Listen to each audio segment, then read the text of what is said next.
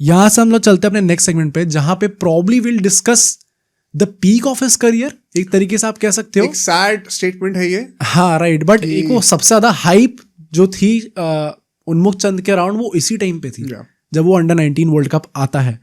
And so under 19 team से अच्छा perform करते हुए, कप्तानी बहुत अच्छी तरीके से करते हुए, अंडर 19 वर्ल्ड कप के टाइम पे भी इंडिया की जो कमान है वो उनको ही सौंपी जाती है, उनको लीड करते हुए वो बहुत अच्छा प्रदर्शन करते हैं पूरे वर्ल्ड कप में। इंडिया भी बहुत अच्छा खेलते हुए आती है। एंड फाइनल होना था against our arch rivals, people would say Pakistan नहीं थी भाई, यहाँ पे ऑस्ट्रेलिया से मैच होना था। एंड ये मैच भी मतलब इसके पीछे की स्टोरी इतनी आप कह सकते हो सिनेमैटिक है। प्लस मतलब ये जो पूरा अंडर 19 वर्ल्ड कप था ये था भी ऑस्ट्रेलिया में ही। एंड इंडिया ऐसा नहीं है कि अंडर 19 वर्ल्ड कप में गंदा परफॉर्म करते आ रही थी, क्योंकि इससे पहले 2 जीत चुकी थी। एक 2008 में ही जीती थी एंड उसमें विराट कोहली कप्तान थे, उनने जिताया था। और ये डायरेक्ट शॉट था टीम इंडिया के अंदर आने का। 2008 में विराट कोहली ने जिताया, 3 साल बाद वर्ल्ड कप की टीम में वो थे। यहाँ पे 2012 में अगर ये जिता देंगे, 3 साल बाद 2015 का वर्ल्ड कप होगा, वहां पे आप आ सकते हो। रोटेशन पॉलिसी चल रही है सचिन नहीं खेलेंगे, सहवाग नहीं खेलेंगे, गंभीर नहीं खेलेंगे, जगह खाली है भाई। तो यहाँ पे वो फाइनल में एक परफॉर्मेंस आ जाए और अगर इंडिया वर्ल्ड कप जिता दें तो अच्छी खासे चांसेस उनके बन जाएंगे आगे बढ़ने के लिए। अब जब ये फाइनल होना था उस टाइम पे इंडिया की जो मेन टीम थी जिसमें सारे हमारे बड़े खिलाड़ी खेल रहे थे, उनका भी मैच था इस टाइम पे। India versus New Zealand test match चल रहा था। एंड काफी लोग जो थे उसके बाद भी, जब आपको दिख रहा है विराट कोहली, सचिन तेंदुलकर ऐसे टाइप के प्लेयर्स खेल रहे हैं, उसके बाद भी काफी लोग ऐसे थे जिनका ध्यान था अंडर 19 वर्ल्ड कप पे। वो पता थोड़ा अनरियल सीन था, मतलब आज के टाइम पे तो मैं वो ही नहीं कर सकता भाई, आई कांट इमेजिन दिस। हाँ 2008 का जो अंडर 19 वर्ल्ड कप था कोहली वाला, वो मैंने नहीं देखा था क्योंकि मैंने साथ में शुरू करा है क्रिकेट देखना प्रॉपरली। एंड तब वही होता है कि आप खुद ही 6-7 साल के, तो आपको पता नहीं कि अंडर 19 भी फॉलो करना होता है, तब आप इंटरनेशनल क्रिकेट को एब्जॉर्ब करना सीख रहे होते हो। बट जो ये वाला वर्ल्ड कप हुआ था, मुझे लिटरली याद है कि बहुत ज्यादा हाइप थी फाइनल की। एंड मुझे ये भी विजुअल्स भी याद है कि टीम इंडिया जो है वो ड्रेसिंग रूम में बैठकर भी पूरा वो देख रही है मैच। अच्छा, इंडियन टीम? हाँ ये तो चलो अभी भी होता है जब कोई इंपॉर्टेंट हो रहा होता है। आई एम श्योर अभी जब अंडर 19 वुमेन्स वर्ल्ड कप जीते हम लोग तो देख रहे होगी टीम। मुझे पर्सनली इंस्टाग्राम पे दिखा नहीं, कहीं पे फेसबुक, इंस्टाग्राम, किसी पे, ट्विटर पे, बट आई एम श्योर हो रहा होगा वो मतलब देखते हैं भाई, फॉलो करती है टीम अच्छे से, क्योंकि कल को यही लड़के ऊपर निकल के आएंगे। एंड काफी फोटोज और वीडियोस निकल के आई थी उस टाइम पे। एंड जो करते हैं उन्मुख चंद का वो बता दो, फिर बातें करते हैं। आई थिंक ऑस्ट्रेलिया का जब पहले बैटिंग करने आती है तो 38 for 4 होती है। एंड सबको लगा था कि भाई ये मैच तो बड़ी इजी निपट जाएगा, बट वहां पे वो धीरे धीरे स्टेबलाइज करते हैं इनिंग्स को एंड अल्टीमेटली 225 रन बनाते हैं। तो एक अच्छा खासा टारगेट उन्होंने सेट कर दिया था फाइनल के अंदर। बट उसके बाद जब उन्मुख चंद बैटिंग करने आते हैं तो इतना एफर्टलेसली वो चेस करते हैं, 111 रन नॉट आउट की पारी वो खेलते हैं इन जस्ट 130 बॉल्स। छक्का मार के जिताते हैं ना, और छक्का मार के जिताते हैं और इंडिया ट्रॉफी उठा लेती है। उस पूरे टूर्नामेंट के टॉप स्कोरर वो थे with 246 runs in just 6 matches. बहुत अच्छी एवरेज के साथ खेले थे और टीम को लीड करते हुए इतने अच्छे वो खेले थे भाई। अगर आप इंडियन टीम का वर्ल्ड कप जिता रहे हो और फाइनल में ऐसा कैप्टन आप नॉट आउट होकर सेंचुरी भी मार दे रहे हो, मतलब धोनी के भी 91 नॉट आउट रह गए थे यार। एट दैट मोमेंट ना, मैं कभी उन्मुख चंद से बात करने का मौका मिलेगा, आई वोंट बी सरप्राइज अगर वो कहते हैं कि मुझे इस टाइम पे लगा था कि मैं पक्का इंडिया खेल लूं, अब प्लस आने वाले 1-1.5 साल में खेल। मतलब इस टाइम पे अगर आपने जिता दिया तो आपके इनिशियल थॉट आएगा I am living the dream, मैं कैप्टन भी हूं और मैंने छक्का मार के वर्ल्ड कप जिता दिया। मतलब भाई बच्चे सपना देखते हैं। मतलब जो मीम्स आते हैं ना कि ना तो ये मम्मी कह रही इतनी देर तक क्या कर रहे हो और अंदर मैं सेंचुरी मार के वर्ल्ड कप जिता रहा हूँ इंडिया को। ये वो मोमेंट है भाई। नहीं एंड मैं जेन्युइनली सरप्राइज हूँ अगर उन्मुख चंद कहते हैं कि मैं उस टाइम पे मुझे लगा था कि मैं इस साल या अगले साल की शुरुआत तक इंडिया खेल रहा हूँ, क्योंकि हम सबको तो लगा था ये। हाँ, उस टाइम पे ये गिवन था कि अब ये बंदा आपको अगले कुछ महीनों में इंडियन टीम में आता हुआ दिखने वाला है। माहौल भी ऐसा बन रहा है कि धोनी रोटेशन पॉलिसी डाल रहे हैं, वो 11 के चैंपियंस वो सारे नहीं खेलने वाले आगे जाके। एंड उसके बाद वो एक लेजेंडरी एड आता है, उसकी जरा बात कर लेते हैं। आई थिंक वो वहां से प्रॉब्ली आपको लगने लग जाएगा कि अच्छा भाई ये स्टार इन द मेकिंग है। अगर आपको उन्मुख चंद नहीं याद है तो आपको लेकिन ये एड जरूर एड मुझे तक याद है भाई। आई थिंक होगा, सबको याद होगा ये। जब वो पेप्सी उनको साइन करती है एंड उसके बाद उनका ऐड होता है जिसमें सुरेश रैना, MS धोनी और विराट कोहली होते हैं। वो प्रैक्टिस के बाद उन्मुक्त चंद जा रहे थे और वो देखते ड्रेसिंग रूम खुला है, वहां पे वो पेप्सी का पूरा वो फ्रिज लगा होता है, वहां से वो उठाते हैं और उसके धोनी आते हैं वहां पे और कहते हैं कि सीनियर टीम के कुछ ऐसे पेप्सी इतनी आराम से नहीं मिलेगी। और फिर कोहली वोली भी पूरा स्टाइल वाइल मार के आते हैं, सुरेश रैना आते हैं, बुली करने आता है। फिर कहते हैं कि क्या तू क्या कह रहा है कि तुझ में और मुझ में कोई फर्क नहीं है? तो वो कहता है कि फर्क तो है, मैं आपकी टीम में आ सकता हूं बट आप मेरी टीम में कभी नहीं आ सकते। भाई बढ़िया एड निकाला है। नहीं एड, उस एड की जो हाइप थी, वंस अगेन आप उन्मुक्त चंद को देख रहे हो and you are directly having him in the same screen as Virat Kohli. Exactly. And I think इस टाइम के अराउंड वो comparisons होने शुरू हो गए थे। दिल्ली का लड़का है, फाइनल में इंडियन टीम को एज अ कैप्टन जिता के ला रहा है। Virat Kohli 2008, Unmukt Chand 2012, going to be the next Virat Kohli. Although पते की बात है कि उस टाइम पे विराट कोहली की खुद की जगह पक्की नहीं थी। टेस्ट में तो अभी तक उन्होंने अपना को सीमेंट ही नहीं किया था।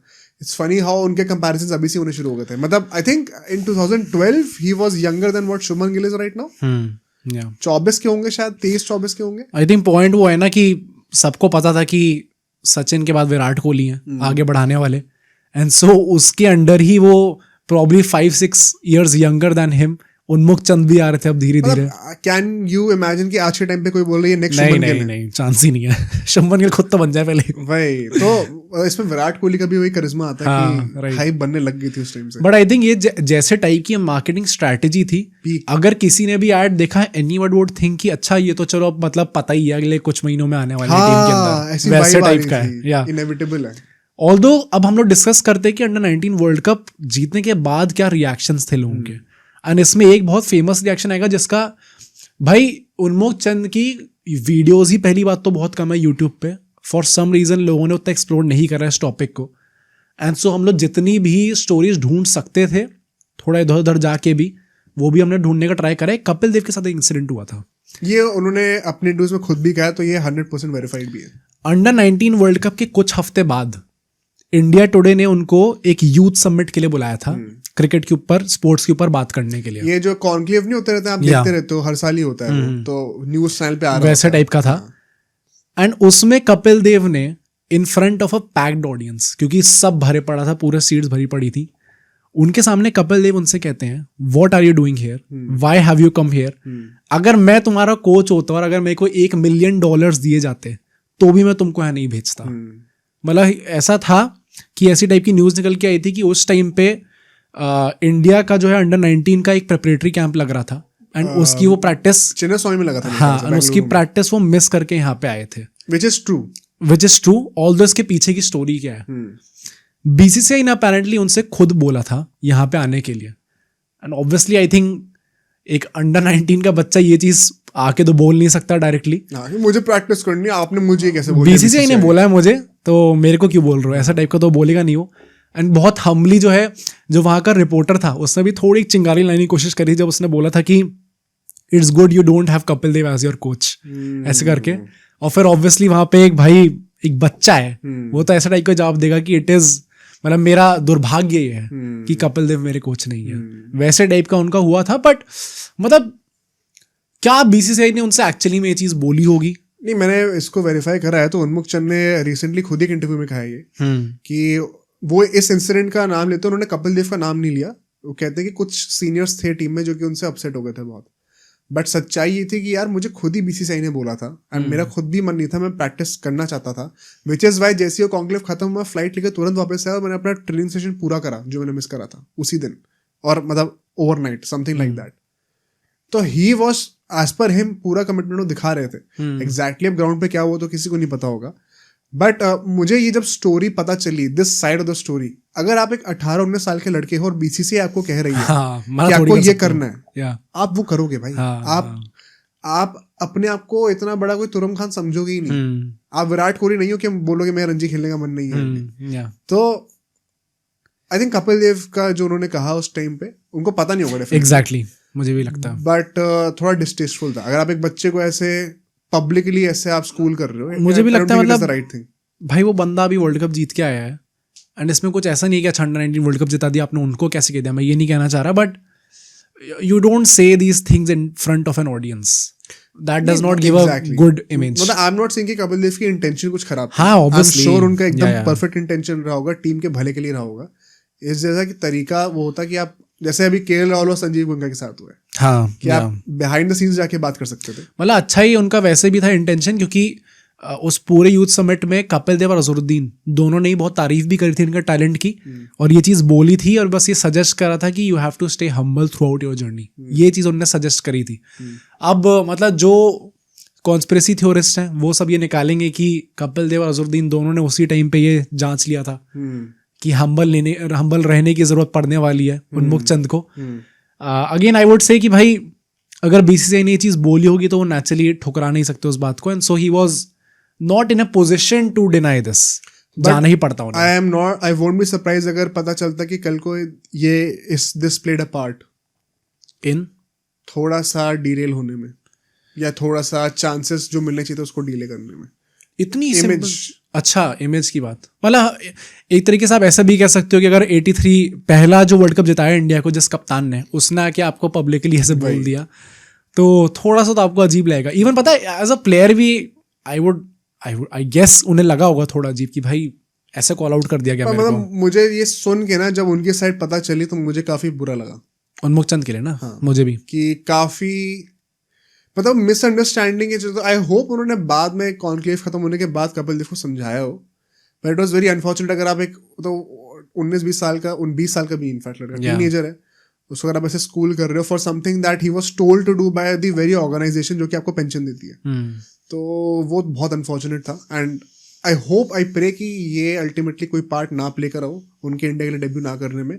बट मैंने ऐसे बहुत सारे केसेस देखे हैं जहाँ पे एक बार इमेज बन जाती है एंड उसको बढ़ते हुए फिर टाइम नहीं लगता. या on the other hand India के कुछ लेजेंड्स ने तो ये चीज़ बोल दी थी, बट इयान चैपल जो थे उन्होंने एक आर्टिकल लिखा था उस टाइम पे, इसको भी हम लोग थोड़ा डिटेल में डिस्कस कर सकते हैं. उनने पहली बात तो उनकी क्रिकेटिंग स्किल्स को और लीडरशिप क्वालिटीज़ दोनों की बहुत तारीफ कर दी अपने आर्टिकल में. एंड उनने ये बोला था कि उन्मुक्त चंद और उनके जो टीममेट थे हरमीत सिंह करके, वो दोनों रेडी हैं इंडिया खेलने के लिए. अब इनके साथ वैसा नहीं होना चाहिए आप पहले फर्स्ट क्लास खेलो, वहां पे अपना पूरा घिसाई करो, पूरा प्रूफ करो अपने आप को, उसके बाद इंडियन टीम में आओ. क्योंकि अगर आप वो करोगे इनके साथ तो इनकी जो ग्रोथ है वो स्टैग्नेट हो जाएगी या डीले हो जाएगी ज़्यादा. और ये दोनों एकदम रेडी हैं कि इनको तुरंत इंडियन टीम में लाओ और ये आके शाइन करेंगे. अब यहाँ पे कुछ क्वेश्चंस होंगे, जैसे आकाश चोपड़ा ने बोला है कि वो खुद इस आर्टिकल के क्रिटिक थे, क्योंकि आपने अंडर 19 वर्ल्ड कप जीत लिया, इसका मतलब ये नहीं होना चाहिए कि आपको डायरेक्ट एंट्री अब मिल जाए इंडियन टीम के अंदर. What do you think about this? 100% सही बात है. अंडर 19 वर्ल्ड कप के बाद यार अंडर 19 वर्ल्ड कप और रणजी ट्रॉफी में भी जमीन आसमान का फर्क होता है, और ये काफी क्रिकेटर्स ने फर्स्ट हैंड बोल रखा है. मतलब Ranji trophy is more difficult. हाँ, मतलब लोग कहते हैं कि अंडर 19 वर्ल्ड कप थोड़ा स्कूल जैसा लगता है, जहाँ पे आप एक बच्चे की तरह ट्रीट करा जाता है, जो मैनेजमेंट होती है, जो स्टाफ होती है, आपका बहुत ध्यान रखती है. एंड रणजी ट्रॉफी में जब आप एंटर करते हो तो आप एक 35 साल के लेजेंड के साथ भी खेल रहे हो उसी पिच पर. And now you are on your own, आपको कोई देखभाल करने के लिए कोई है नहीं. आप एक नई टीम में अपनी जगह बनाने का ट्राई कर रहे हो एज अ यंगस्टर, तो इट इज नेवर इजी. बहुत ही मंझे हुए खिलाड़ी होते हैं इंडिया के जो कि कंट्री को रिप्रेजेंट नहीं कर पाए, लेकिन रणजी ट्रॉफी के चैंपियंस हैं. बहुत खिलाड़ी ऐसे आपको दिखेंगे, एंड उनके पास जो एक्सपीरियंस है ना, जब उनके साथ खेलते हो, उनके अगेंस्ट खेलते हो, it's a different ball game. 18-19 साल के ऑस्ट्रेलिया के पेसर को फेस करने में शायद उतनी परेशानी नहीं आती होगी. तो ये इनफैक्ट कई लोग ऐसा कहते हैं, कई क्रिकेटर्स का डाउनफॉल इसीलिए शुरू हो जाता है कि अंडर 18 के बाद वो रणजी पे अडैप्ट नहीं कर पाते, ज़्यादा एक लेवल ज़्यादा ही हाई हो जाता है. कई लोग अडैप्ट नहीं कर पाते. तो वो जो पोटेंशियल टैलेंट्स आपको दिखते हैं अंडर 19 लेवल पे, वो रणजी तक आते आते ही सबसाइड कर जाते हैं. बहुत केसेस हैं. So I guess then rightfully India में उनको इसके बाद चांस नहीं मिलता, बट इंडिया ए जो है उनको कप्तान बना दिया जाता है. ये भी एक बड़ा लीप थी आई वुड से, क्योंकि यूजुअली इंडिया ए के अंदर आने के लिए भी आपको पहले रणजी में घिसाई करनी पड़ती है, दुलीप ट्रॉफी में घिसाई करनी पड़ती है. Not really. अच्छा, ओके, डायरेक्टली आप आ सकते हो इंडिया में. इंडिया ए में मतलब मैंने देखे हुए हैं तो ये लोग, और पहले तो वो भी हुआ करता था ना, इंडिया रेड, इंडिया ब्लू, वो सब भी हुआ करता था. हमारे अपने एकेडमी काफी सारे भैया भी खेलते थे, तुम्हें याद है कि नहीं है. तो अब वो सब उतना कल्चर रहा ही नहीं है उन चीजों का, वरना बहुत सारे वेन्यूज हुआ करते थे इंडिया के लिए खेलने के लिए. अब काफी लिमिटेड हो गया. आई मीन फेयर, मतलब आई स्टिल थिंक एक बड़ा लीप था उनके लिए. एंड इंडिया ए के कप्तान बनना, as you also said mention before, कि इस टाइम पे रोटेशन पॉलिसी चल रही थी एंड चैंपियंस ट्रॉफी आने वाली थी 2013 में, वहाँ पे हो सकता है इनका चांस बन जाए अगर ये अच्छा परफॉर्म करते रहे इंडिया ए के अंदर। कप्तान बनाना बहुत बड़ी बात थी। हाँ वही, एक अगर आपने डायरेक्टली कप्तानी बना दिया वहाँ पे, तो next in line for the Indian team is उन्मुक्त चंद। मतलब फिर ये नहीं होंगे तो और कौन होंगे, वैसे टाइप की सिचुएशन थी। एंड उसी परफॉर्मेंस के अंदर भी वो अपने आप को और निखारते हैं जब वो 2013 मार्च में 116 रन बनाते हैं against Assam in the Vijay Hazare trophy final, and Delhi को पहली बार विजय हजारे ट्रॉफी उठाने का मौका देते हैं। पहली बार जीती? या फर्स्ट टाइटल था उनका उस टाइम पे, विजय हजारे अभी इस 2013 में। या अच्छा, पहला टाइटल वो जताते हैं। एंड अगेन 116 रन मारे थे in the final, clutch, proving himself to be a clutch player. तो एक अच्छी खासी ब्रांडिंग भी हो चुकी थी एक तरीके से उनकी, and as we also mention before, he was next in line. But इसके बाद आने वाला टाइम उतना ज्यादा अच्छा नहीं होने वाला था। अब सोचो अगर एक क्लिप इतनी बढ़िया थी तो पूरा का पूरा पॉडकास्ट कितना बढ़िया होगा। तो अगर आपको इसी क्लिप का पूरा पॉडकास्ट देखना है तो यहाँ पे क्लिक करिए, और अगर आपको ऐसे ही और क्लिप्स बिंज वॉच करनी है तो यहाँ पे क्लिक करिए।